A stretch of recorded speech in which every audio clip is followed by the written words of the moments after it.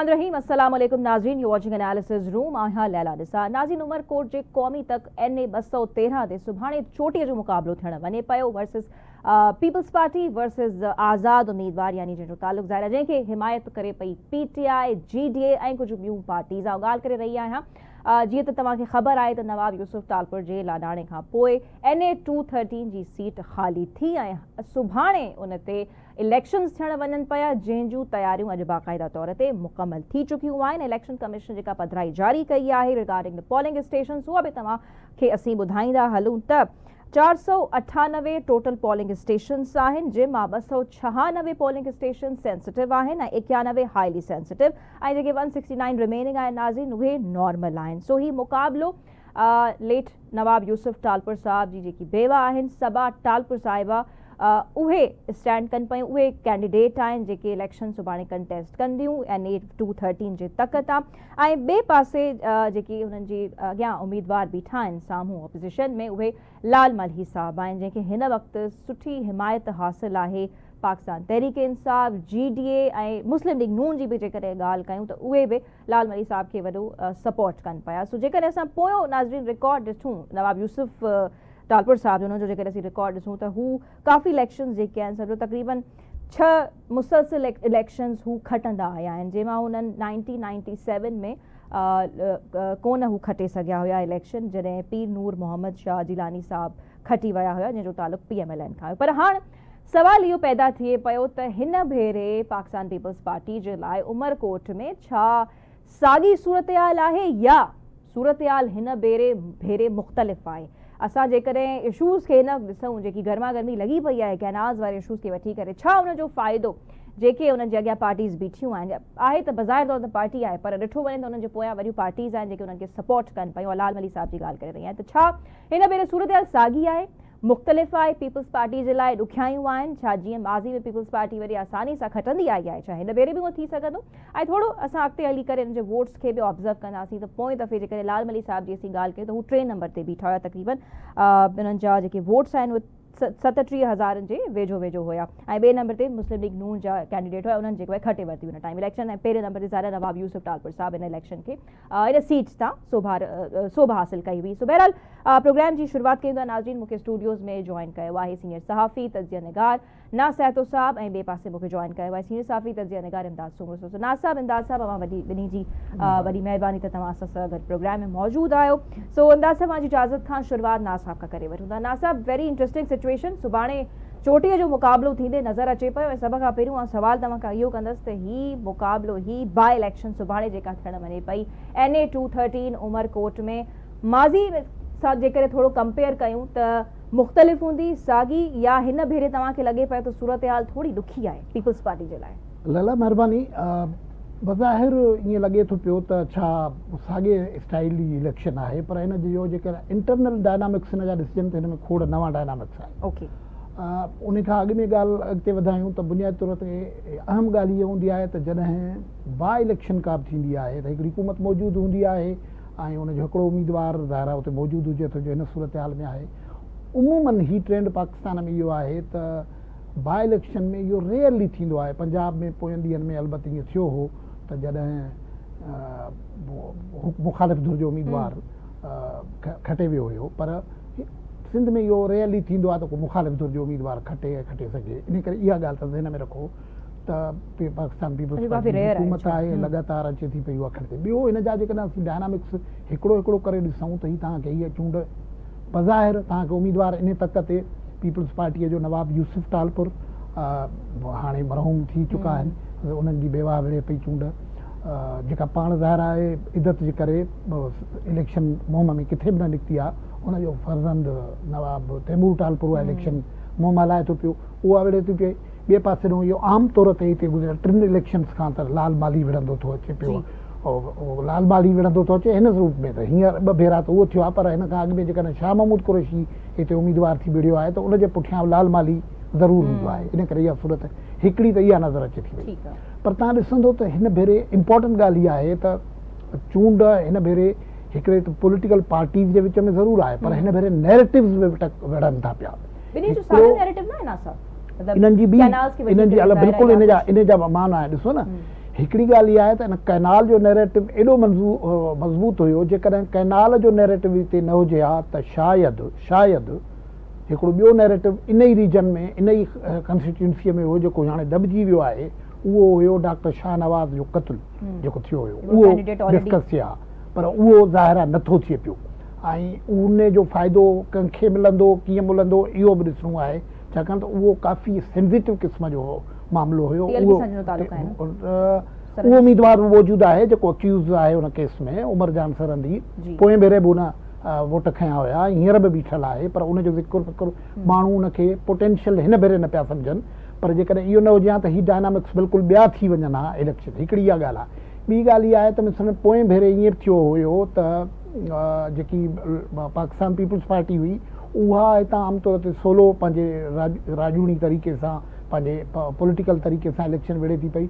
इतिहाद थींदा आहिनि, पर पोएं भेरे इतिहाद फोर्ज न थियो हुयो। कुझु पार्टियुनि इतिहाद कयो, पर इंडिपेंडेंट माण्हू हुया। हिन भेरे मिसाल GDA बि फॉर्मली हिननि सां गॾु आहे, ऐं मुस्लिम लीग में कुझु पार्टियूं अहिड़ियूं आहिनि, गैदरिंग कई, स्टेज ते वेठा हुया, उहे कुझु पार्टियूं अहिड़ियूं आहिनि जिन जो नाला त तव्हां खणी सही चई सघो था पिया। मिसाल तौर इहा जेकी मीर अमानुल्लाह मुस्लिम लीग नून जे अॻुवाण जी ॻाल्हि ॿोल कई थी वञे थी पई, हाणे उहे मिसाल मुस्लिम लीग नून न आहिनि, हुननि जा हिकिड़ो नंढो कॉन्स्टिट्यूंसी आहे, हुननि जा वोट पंहिंजा दोस्तनि जा हूंदा आहिनि, हा उहो जेको आहे उहे मौजूदु आहिनि। ऐं ॿी इम्पोर्टेंट ॻाल्हि इहा आई त मिसाल तौर जेकॾहिं हिन भेरे जेकॾहिं नैरेटिव ॿिया हुजनि हा त हिन वक़्तु उन नैरेटिव में मिसाल तौर JUI जहिड़ी पार्टी, उहा बि हींअर पीपुल्स पार्टी मुखालिफ़ कैंप में मौजूदु आहे। जेकॾहिं इहो कैनाल वारो नैरेटिव न हुजे हा हिन भेरे त शायदि लाल माली ऐं JUI हिक ॿिए जे अपोनेंट हुजनि हा, लॻे ईअं पियो। हिन भेरे हुते लोकल JUI जी मौजूदु आहे, तंहिंजे करे हीअ डायनामिक्स ॿिया आहिनि। ऐं इलेक्शन इन हवाले सां मिसाल तव्हां जेकी ॻाल्हि कई त हिकिड़ो भेरो नवाब यूसुफ गुज़िरियल 6 भेरा खटियो आहे, हिकिड़ो भेरो न हारायो आहे। पीर नूर शाह जी हुनखे हारायो, हुन ज़माने में उहो मुस्लिम लीग ॾांहुं हुयो। हाणे उहे पाण त इंतकाल करे विया आहिनि, पर हुनजो पुटु जेको आहे अमीर अली शाह, उहो MNA आहे, ऐं उहो पीपुल्स पार्टीअ जो MNA आहे। ऐं उहो MNA आहे जंहिं बाबति इहो सॼो जॾहिं इहो शाहनवाज़ वारो थियो त सर SSP खे हार पाराइण जेको विया हुया, उहे विया हुया। त मिसाल हिन भेरे नैरेटिव केतिरो कमु कंदो, इहो त एग्ज़ैक्टली कमु ख़बर पवंदी जॾहिं पोलिंग। जीअं ज़ाहिर इलेक्शन्स में थींदो आहे ना, सभु रिवायती तौर ते इल्ज़ाम तराशी शुरू थी वेंदी आहे। ऑपोज़िशन बि साॻियो कमु शुरू करे छॾियो आहे ऐं इल्ज़ाम लॻाइण शुरू कया आहिनि त भई इहो पब्लिक रिसोर्सिस जो इस्तेमालु कनि पिया ऐं काफ़ी कुझु थिए पियो। बहरहाल इमदाद साहब जो हिन ते तब्दील से शामिल करे वठूं। इमदाद साहब, तव्हां सुभाणे हिन मुक़ाबले खे कीअं एनालाइज़ कयो पिया ऐं छा लॻे पियो त केरु खटी सघे पियो? हिन भेरे सूरत हाल तव्हांखे मुख़्तलिफ़ नज़र अचे पई माज़ी खां? ॾिसो लैला, माज़ी खां को घणी मुख़्तलिफ़ कोन्हे। जीअं नाज़ साहब ॻाल्हि कई आहे त पीपुल्स पार्टी जे अगेंस्ट जेके इलेक्शन थिया आहिनि, जनरल इलेक्शन हुजनि या ज़िमनी इलेक्शन हुजनि, उन्हनि में जेके बि राति स्टेज ते वेठल हुया मुअज़्ज़िज़ीन सिंध जी मुख़्तलिफ़ पार्टियुनि सां जिन जो ताल्लुक़ आहे, इमदाद साहब जो आवाज़ असां ताईं पुॼी कोन पियो, सो असां टीम खे रिक्वेस्ट कंदासीं उन्हनि जो आवाज़ असां ताईं पुॼाइण में कोशिशि कनि, कनेक्ट कनि उन्हनि खे। बहरहाल ॾाढी इंट्रस्टिंग सूरत हाल आहे। अच्छा, थोरो इल्ज़ामनि ते अची वञूं था, जेको लाल मली साहब लॻाइनि पिया, पब्लिक रिसोर्सिस यूज़ कनि पिया, इहे ख़ाली इल्ज़ाम आहिनि या वाक़ई में अहिड़ो कुझु कयो वञे पियो? हिन वक़्तु हुकूमत में आहिनि, काफ़ी कोशिशि कंदा, पूरो ज़ोर लॻाईंदा हूंदा त हू इलेक्शन खटी सघनि। सभु कंहिंखे इलेक्शन विढ़ण लाइ सभु को पंहिंजा रिसोर्सिस इस्तेमालु कंदो आहे। ऐं जॾहिं हुकूमत जी धुर इलेक्शन विढ़ंदी आहे त उहा ईज़ी प्रे त हूंदी आहे न, त मिसाल तौर 2 पुलिस वारा हलनि पिया था प्रोटेक्शन में। हाणे को MPA जे प्रोटोकॉल जी ज़ारा गाॾियूं आहिनि, मौजूदु आहिनि, त इहो बज़ाहिर तव्हां चई सघो था पिया त इहो पब्लिक रिसोर्स आहे। पर इहो जेको असां वटि इल्ज़ाम जो कल्चर आहे, उहो तमामु पुराणो आहे। ऐं उहो असां वटि इलेक्शन जा इन नंढे सतह जा जेके मामला हूंदा आहिनि, इहे तमामु घणा लूप होल्स मौजूदु हूंदा आहिनि। पर ॾिसणो इहो पवंदो त मिसाल तौर जेकॾहिं फ़र्क़ु थोरो हुजे वोटनि जो, सुभाणे रिज़ल्ट में जॾहिं अचे थी पई, जेकॾहिं थोरो आहे त इन्हनि इल्ज़ामनि जी अहमियत वधी वेंदी, पर जे फ़र्क़ु तमामु घणो ईंदो त वरी अहमियत ॿी थी वेंदी। इहे घणा नवाब यूसुफ तालपुर साहब पाण हयात हुया त उन टाइम जेकॾहिं थोरो असां ऑब्ज़र्व कयूं त उन टाइम वॾो फ़र्क़ु हो न, जे लाल मली साहब 3 नंबर ते बीठा ऐं 2 नंबर ते PMLN अची वई, त उहो न फ़र्क़ खे तव्हां कीअं डिफाइन कंदा? त इहो बिल्कुलु ईअं आहे। मिसाल नवाब यूसुफ पोएं भेरे लाल माली बीठल आहे, उन खां अॻु शाह महमूद कुरैशी बीठल हुया। तॾहिं फ़र्क़ु मुख़्तलिफ़ वक़्तनि ते वेरी कंदा आहिनि, छाकाणि त हिते जिथे किथे जीअं थिए थो उहो Peoples Party versus many parties हूंदी आहे न। सही। पोएं भेरे पीपल्स पार्टी GDA अलॻि मौजूदु बीठल हुई, नवाज़ लीग अलॻि बीठल हुई, हाणे one versus all आहे। ही हाणे वन वर्सिस ऑल आहे। सही। त इन करे मां ईअं सम्झां थो पियो त हिन भेरे शायदि अॻी सूरत हाल न हूंदी, इन करे आउं चवां पियो त हिन भेरे डायनामिक्स बि नवां आहिनि, हिन भेरे नैरेटिव्स बि नवां आहिनि। ॾिसण जेको कैनाल वारो नैरेटिव आहे उहो अपोज़िशन त लाल मालीअ खे उम्मीदवार डिक्लेयर कयो आहे सेव इंडस मूवमेंट जो उम्मीदवार। ऑफिशियली त उहो आज़ादु उम्मीदवार आहे, सभिनि खे ख़बर आहे त हू PTI सां वाबस्ता माण्हू आहे, पर जेको पॉलिटिकल एजिटेशन में पॉलिटिकल गैदरिंग में इस्तेमालु थिए पियो नालो उहो सेव इंडस सिंधु दरिया बचायो तहरीक जो जेको उम्मीदवार हुनखे बनायो पियो वञे, ॿुधायो पियो वञे, ऐं नैरेटिव बि सॼो उन ते हले पियो थो। ऐं ॾिसण इलेक्शन ॼण त ईअं पई थी वठिजे त हू हिकिड़ा इल्ज़ाम हणनि पिया था त ही सिंधूअ जो पाणी विकिणंदड़ आहिनि, ॿिया इल्ज़ाम हणनि पिया त सिंधूअ जो पाणी बचाईंदड़ अची आहियूं। ऐं ख़ुदि बिलावल भुट्टो ज़रदारी इलेक्शन एतिरी सीरियस हुई जो 4 अप्रैल जी जेकी तक़रीर हुई उन में उन चयो त पाणीअ बाबति ही कीअं था ॻाल्हाइनि पिया। नवाब यूसुफ टालपुर, ऐं इहा त हक़ीक़त हुई त असेंबलीअ में नवाब यूसुफ टालपुर जेको वाटर रिसोर्स ऐं सिंधी ॿोलीअ जो मामिलो जेको आहे उन ते असेंबलीअ में कॉन्स्टेंटली ॻाल्हाईंदड़ जेके मेंबर रहिया आहिनि उन्हनि सां मौजूद आहिनि, उन्हनि खां उन्हनि जो तस्दीव असां शामिल करे वठूं था प्रोग्राम में। इमदाद साहब, उमेद आहे मुंहिंजो आवाज़ तव्हां ताईं ईंदो हूंदो। इमदाद साहब, तव्हां खां अगेन उहो ई साॻियो सवाल कंदसि, इन इलेक्शन खे कीअं ऑब्ज़र्व कयो पिया, जेके बाई इलेक्शन सुभाणे उमरकोट में थियण वञे पिया, सूरत हाल मुख़्तलिफ़ हूंदी, केरु खटंदो? ॾिसो लैला, मुख़्तलिफ़ इन हवाले सां हूंदी त ज़ाहिर आहे जेका कैनाल जो इशू आहे जंहिंसां पीपल्स पार्टी ते हिकिड़ो अवामी प्रेशर आहे, दबाव आहे शदीद क़िस्म जो। ॿिए पासे इन जे करे बि मुख़्तलिफ़ हूंदी त समूरियूं पॉलिटिकल पार्टीज़ जेके आहिनि उहे एंटी पीपल्स पार्टी हिकिड़ो अलायंस ठाहे उन्हनि लाल मालीअ खे सपोर्ट कई आहे। लाल माली जो तालुक़ तहरीक इंसाफ़ सां आहे, लिकल कोन्हे, ढकियल कोन्हे, लाल करे उन खां इनकार बि कोन कयो आहे। सो ही जेका सूरत हाल आहे हिन वक़्तु उनखे आउं थोरो इहो इन तरीक़े सां ॾिसां पियो त जहिड़े नमूने सां जेको लाल माली या उन जेके सपोर्टर्स आहिनि उन्हनि खे कैनाल्स हामी, कैनाल्स मुखालिफ़ इलेक्शन करे ठाहियो आहे, त पोइ उन में जेकॾहिं लाल माली हाराए वञे थो, जेनवनली हाराए वञे थो, त पोइ जेको आहे इहो चई सघिबो त पोइ कैनाल जा हामी जेके खटे हाल कैनाल जो हामी उते केरु बि कोन्हे। पीपल्स पार्टी हुजे या उतां जी PTI हुजे सिंध जी, PTI KPK जो हिकिड़ो अलॻि मौक़िफ़ रहियो आहे, PTI KPK जो जेको वज़ीर आला आहे या उतां जी जेका हुकूमत आहे उन्हनि त जेको असांजो सर्टिफिकेट हो उनखे सपोर्ट बि कयो हिते कि PTI KPK कैनाल जे अगेंस्ट कोन्हे, मरकज़ी PTI ज़रूरु कैनाल जे अगेंस्ट आहे। सो इहो हिकिड़ो डायनामिक्स जेको आहे कैनाल्स वारो हिकिड़ो उहो कंहिं हद ताईं लाल खे सपोर्ट करे थो, पर जेको फ़र्क़ु आहे पोइ चूंडुनि में 1,79,000 तक़रीबन 1,80,000 वोट आहिनि नवाब यूसुफ टालपुर में, ऐं 44,000 प्लस वोट खया अमानल्ला साहब जेको अमानल्ला टालपुर, ऐं पंहिंजो लाल जा वोट हुया 38,000 39,000 जे लॻभॻि लाल जा वोट। सो फ़र्क़ु तमामु घणो आहे।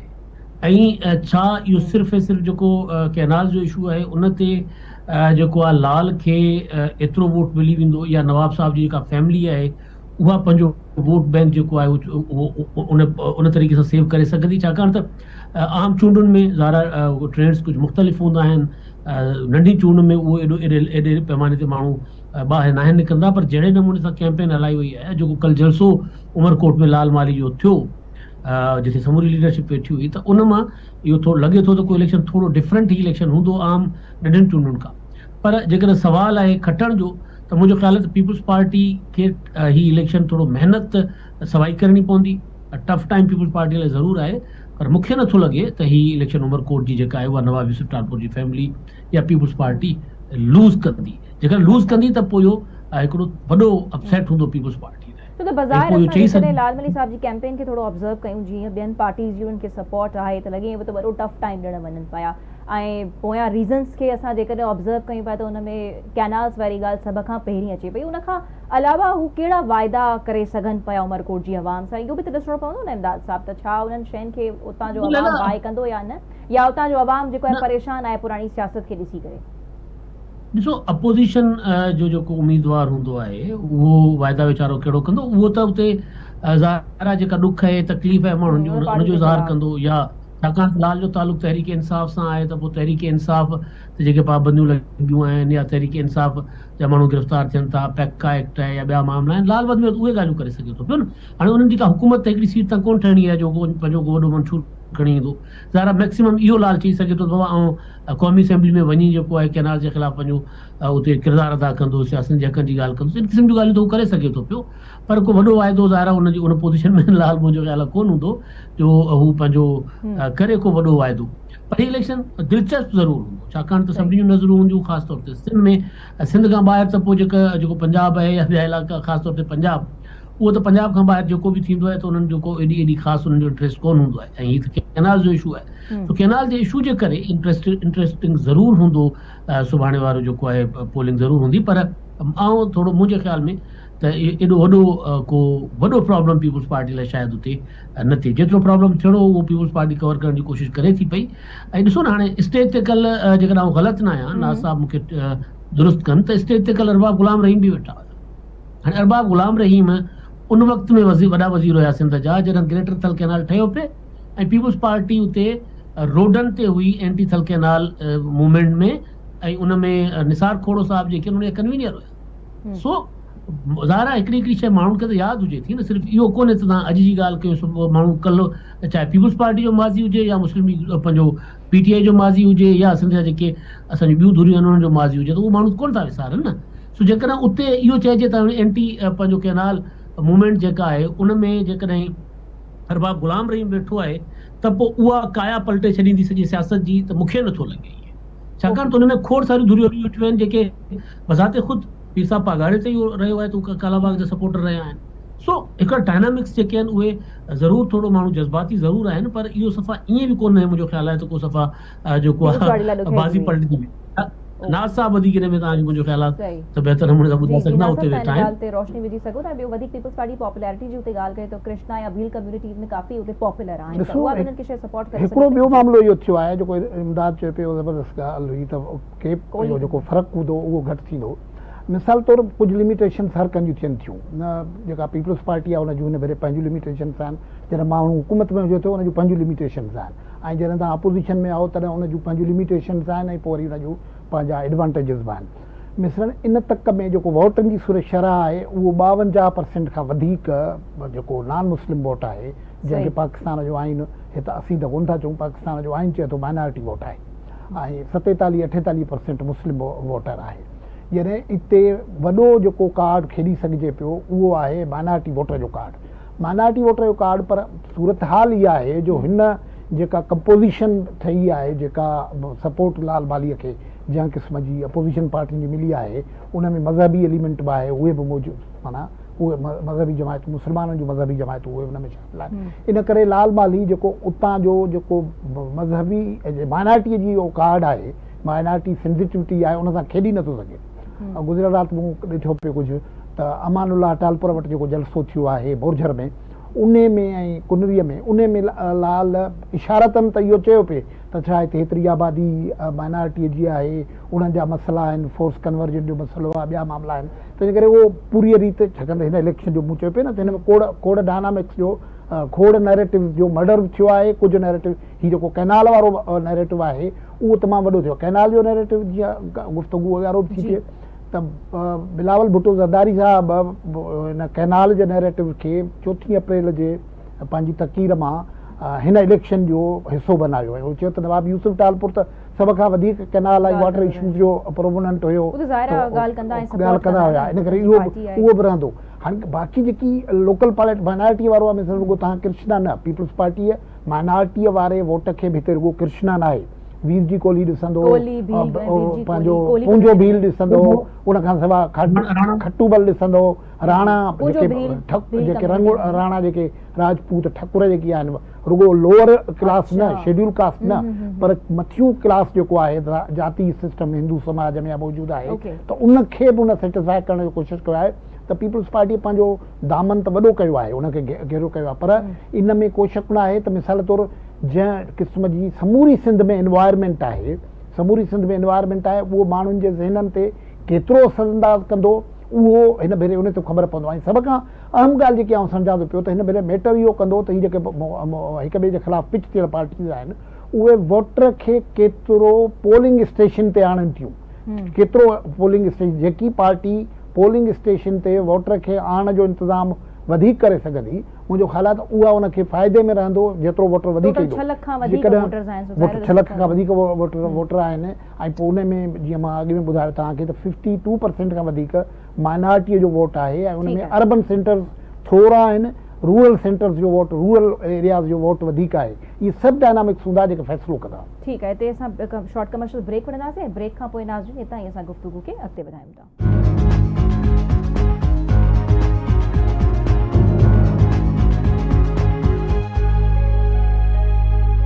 वेलकम बैक नाज़रीन। ॻाल्हि कयूं पिया सुभाणे थींदड़ बाई इलेक्शन जे सख़्त मुक़ाबले जी, त केरु थींदो सोबारो, केरु मारींदो मैदान, उन ते असांजी ॻाल्हि ॿोल हले पई। सुमदाद साहब, थोरो आवाम ते जे पासे ते बि अची वञूं था, या उमरकोट जे बारे में वधीक ॻाल्हि कजे त उते वधीक फार्मर्स ऐं लेबर तबिको मौजूदु आहे, त उहो कंहिंजे नैरेटिव खे बाय कंदे तव्हांखे वधीक नज़र अची पियो?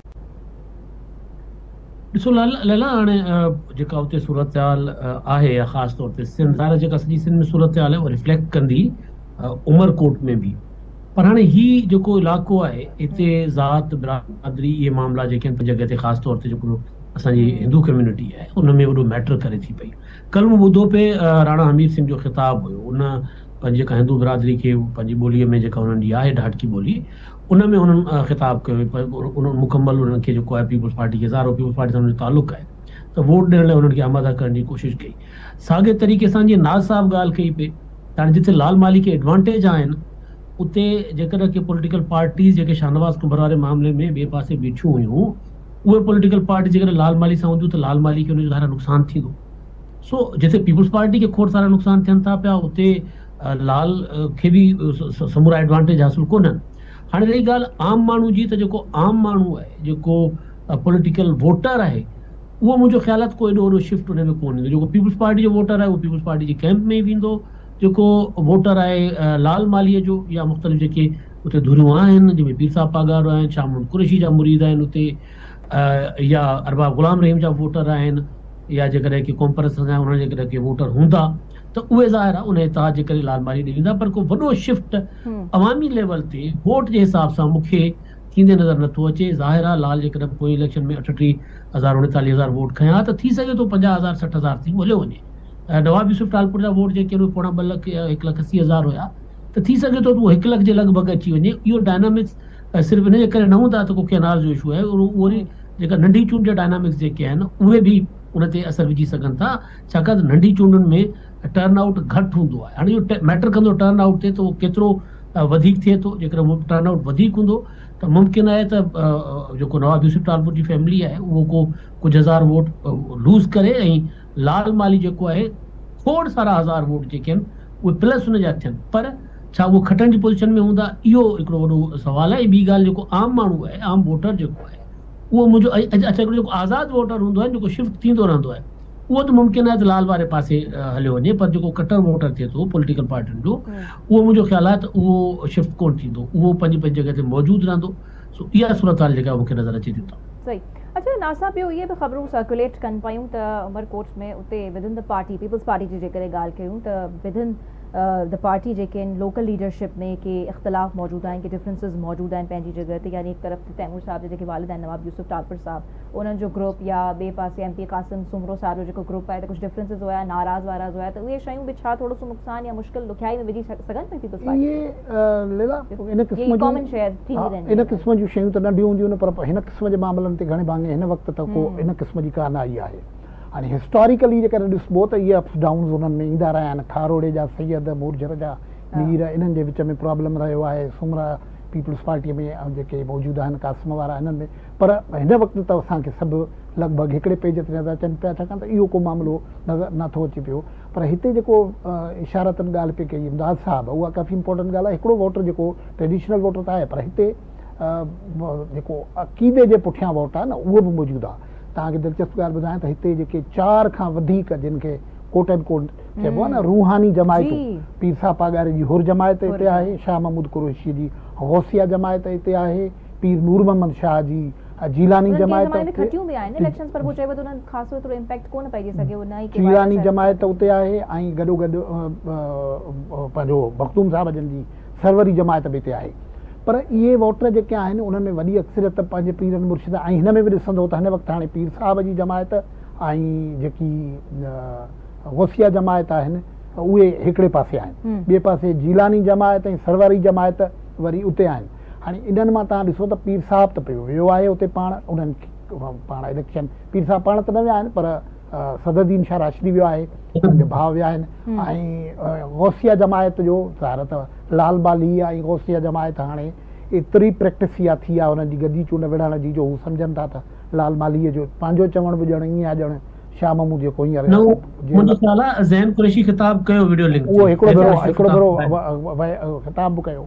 ऐं होॾे जेकी सरवरी जमायत आहे उहे मखदूम जमील ज़मान खे जी ख़िदमतूं वरितल आहिनि, उहो उते करे पियो थो। ऐं उहो जीलानी जमायत जीअं असां ज़िक्र कयो त उहे अॻिणे उते विया आहिनि। त इहे ट्रेडिशनल वोट आहिनि जेकी उते कामनर वटि हिकिड़ो लेयर अहिड़ो हूंदो आहे न जंहिंजे लाइ मुर्शिद जो चवणु बसि आख़िरी हूंदो आहे। त इहो वोट ऐं वोट जेको आहे उहो PhD स्कॉलर ऐं हिकिड़े इलिटरेट माण्हूअ जो बराबरि आहे। त इहे सभु शयूं हिन जा अंदरि जाता आहिनि। बाक़ी जेको खटण वारी ॻाल्हि आहे, हाराइण वारी ॻाल्हि आहे, उहो जीअं शुरूअ में असां ॻाल्हि कई त पहिरियों मामिलो इहो हूंदो आहे त पाकिस्तान पीपल्स पार्टी हिते पुराणनि फुटेज सां मौजूदु आहे, पुराणी फुटिंग्स हुनजी हुते आहिनि। हुते हिकिड़ो इहो मामिलो आहे। ॿियो पाकिस्तान पीपल्स पार्टी इक़्तिदार में आहे। टियों इहो बार बार थींदो रहियो आहे त इलेक्शन पाकिस्तान पीपल्स पार्टी खटींदी रही आहे। पर कहाणी इहा आहे त हीउ ॾाढो टफ मुक़ाबिलो थिए पियो ऐं हिन भेरे इनखे पॉज़िटिव बि चई सघिजे थो पियो त नैरेटिव्स ते इलेक्शन हिन भेरे मिसाल तौरु मूंखे जेकी चङी ॻाल्हि लॻी आहे त पर्सनली किरदार कुर्सीअ वारे मामले ते किथे बि का ॻाल्हि न थी आहे, घणे भाङे न थी आहे। एजेंडा ते ॻाल्हि थिए थी पई, उहा थिए थी पई। हाणे उन जा नंढा नंढा सवाल तव्हां उथारे सघो था पिया मुख़्तलिफ़ माण्हू त तव्हां वटि हीउ न थियो या तव्हां वटि हू न थियो। इन करे इहे इलेक्शन पोइ पीपल्स पार्टीअ जेकी मोबिलाइज़ेशन कई आहे हिन भेरे उहा मुंहिंजो ख़्यालु आहे काफ़ी वॾी नज़र अचे थी पई। तव्हां हिन खां वॾो छा था चई सघो पिया त बिलावल भुट्टो ज़रदारी साहब भुट्टे साहिब जे फांसीअ वारे ॾींहं ते शहादत वारे ॾींहं ते इलेक्शन पंहिंजी तकीर जो हिकिड़ो आख़िरी वॾो पोर्शन न रुॻो हिते कयो पर उन सां गॾोगॾु हू उन्हनि खे इहा तवक़ो आहे न, उन्हनि खे इहा उमेदु आहे न, तॾहिं ई त उन्हनि 17 तारीख़ ते इलेक्शन आहे, 18 तारीख़ ते उन्हनि जेको हैदराबाद में जलसो रखियो आहे उहो कैनाल जो आहे। पर अदरवाइज़ तव्हां ॾिसंदव त उहो हिकिड़ो जशन में तब्दील थी वेंदो उनजे लाइ। त उहो ईअं हिकिड़ी वञियल आहे मूं। पर ही चङी ॻाल्हि इहा थी आहे त हिकिड़ो जेको इलेक्शन आहे हेल्दी नज़र अचे पई। ऐं उन सां गॾोगॾु पॉलिटिकल मूवमेंट जेकी आहे, पॉलिटिकल तहरुक जेको आहे उहो वधियो आहे। उहो तव्हां सॼे इलाइक़े में ॾिसंदो त तव्हांखे जेकॾहिं सोशल मीडिया ॾिसंदो त नंढा नंढा ॻोठ रिविज़िट थिया आहिनि ऐं नंढियूं नंढियुनि इलाइक़नि ताईं माण्हू पहुता आहिनि। ऐं ईअं ख़बर पई आहे त इलेक्शन में माण्हूअ खे वञणु केतिरो ॾुखियो थिए थो। इहो हिन भेरे ख़बर आई आहे न। इदार साहब तव्हांजो बि अंदाज़ो ॼाणणु चाहींदसि with in the party differences वारी ॻाल्हि ते अहिड़ी सूरत हालनि में असरअंदाज़ थी सघनि पियूं ऐं कंहिंजो नैरेटिव तव्हांखे वधीक बाहि कदे आवाम नज़र अचे पियो, पर ख़ासि करे with in the party differences वारी ॻाल्हि ते कॉमेंट करे वठिजो। ॾिसो लैला, जेके पार्टी जा इख़्तिलाफ़ हूंदा आहिनि इन टाइम ते ज़ाहिर लीडरशिप नज़र रखंदी आहे की को सॼे मुल्क जा चूंडूं कोन्हनि जो हर तक ते नज़र रखणु न ॾुखियो हुजे।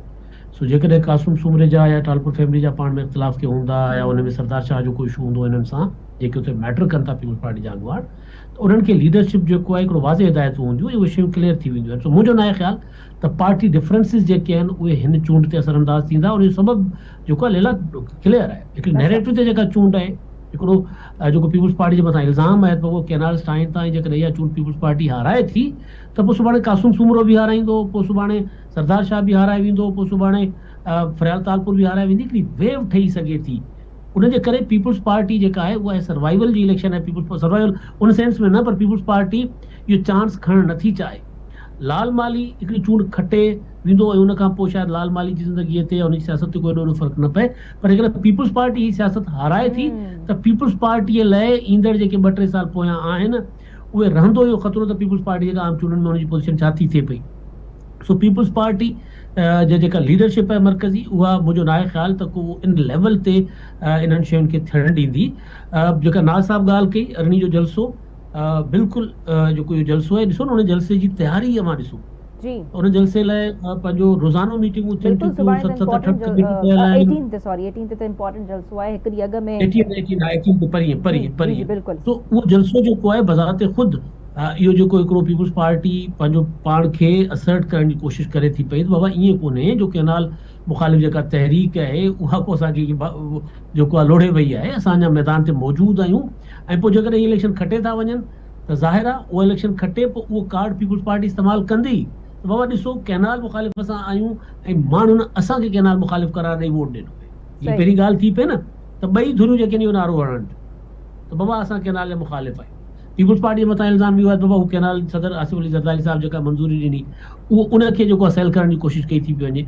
सो उहो जेको 18 तारीख़ जो जलसो आहे उहो बि इम्पोर्टेंट हूंदो ऐं चूंड जेतिरो ई बिल्कुल ये बचे तमाम घणा इंपॉर्टेंट ऐं सेंसिटिव आहिनि कंसिडरिंग द करंट सिनारियो। हिकु तरफ़ इलेक्शन बाय इलेक्शन थियनि पिया ऐं ॿिए पासे जेको आहे त हिकिड़ो अहम जलसो बि कैनास ख़िलाफ़ थियणु वञे पियो। सो वेरी इंटरेस्टिंग सूरत हाल पैदा थियणु वञे पई। बट अगेन काफ़ी ॻाल्हियूं आहिनि ऐं काफ़ी पासा आहिनि जेके हिननि मां ॾिसणो पियो। त बहरहाल वोटर्स जे हवाले सां नासा अञा चाहींदसि तव्हां जेकर ते रोशनी विझो, पर मूंखे इजाज़त ॾिजो त मूंखे हिते शॉर्ट कमर्शियल ब्रेक वठी ऐं ब्रेक खां फ़ौरन बाद असां हाज़िर थियूं था।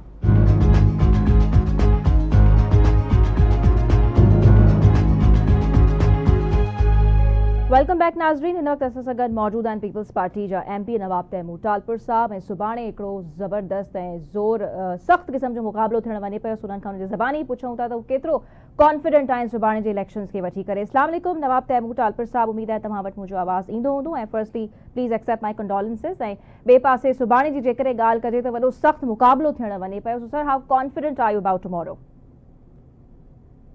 बिस्मिल्लाह रहमान रहीम। Thank you very much.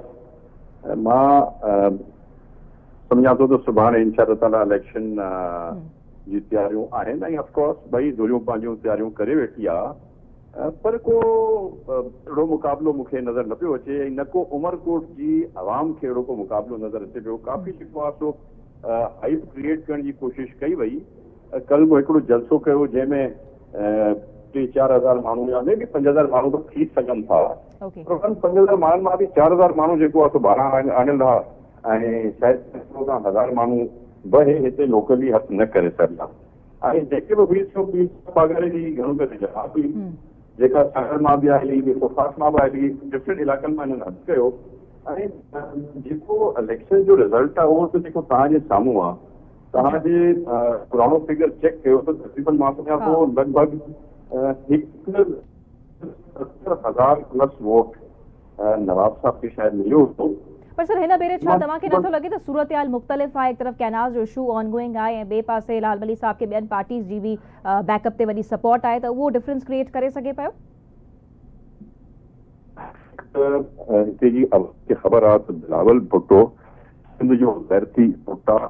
Bilawal Bhutto कॾहिं पाणी ते सिंध जे दरिया ते सिंधु ते कॾहिं पांच न अचणु ॾींदो ऐं जीअं ज़रूरत पई त चेयरमैन साहिबु खुलो चई चुको आहे हुकूमत बि हटाइणी पई त हुकूमत बि हटाए छॾंदासीं, पोइ 6 कनाल न करणी। त हिते जेको हिननि जो खूब आहे हिकिड़ो प्रोपेगेंडा आहे, उहो प्रोपेगेंडा जेको आहे सिंध जी आवाम ख़ासि उमरकोट जी आवाम मञण लाइ तयारु न आहे। ॿी मां ॻाल्हि कई त सभु जमातनि जी, हे 17 जमातूं हमेशह गॾु हूंदियूं आहिनि।